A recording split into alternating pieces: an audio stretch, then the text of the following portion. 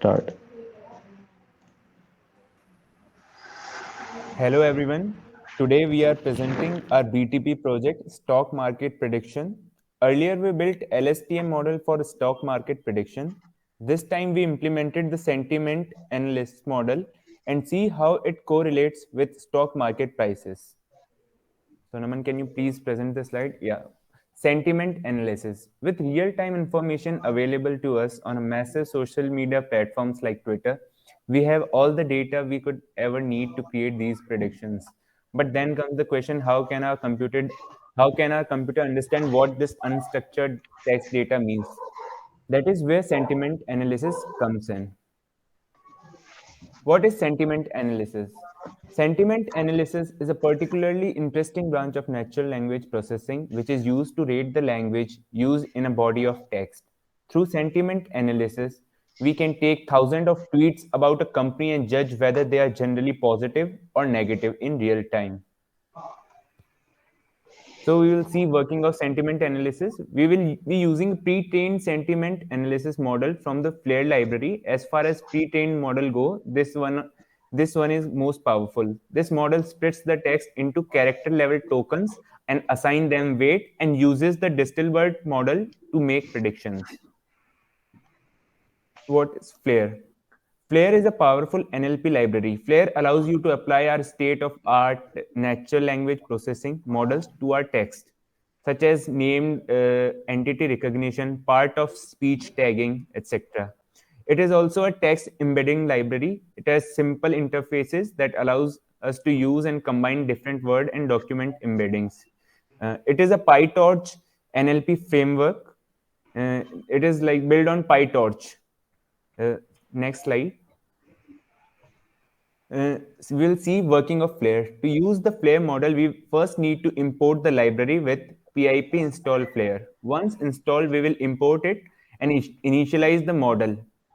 So underwritten is the code for importing the Flare and initializing the sentiment model. So then we need to do is tokenize a text by passing it through the given function and calling the dot predict method on a model. Putting those together, we get the underwritten code.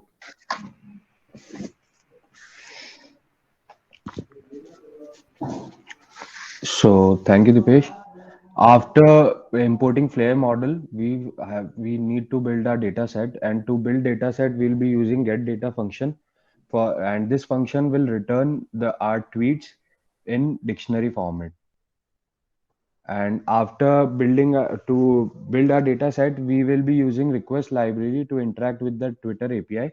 And below given is the Twitter API we are using to search for the tweets. And and we'll get our imported tweets in .json format, and this is the snapshot of the format.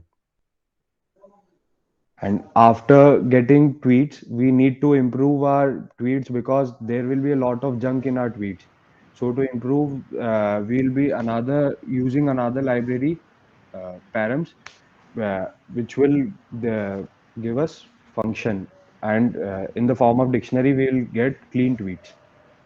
And this is the snippet of our data set got after tweet. Then we will need to analyze our Tesla tweets as we are predicting for Tesla. And for that, we first need to clear our tweets. We need to remove our web spaces, and then we will use some method to replace that anything matching. And after that, we will be appending probability and sentiments together, for which we will use regex expression to clean our tweets. And after that, we'll iterate our tweets in a list format to make predictions and pass it to our code.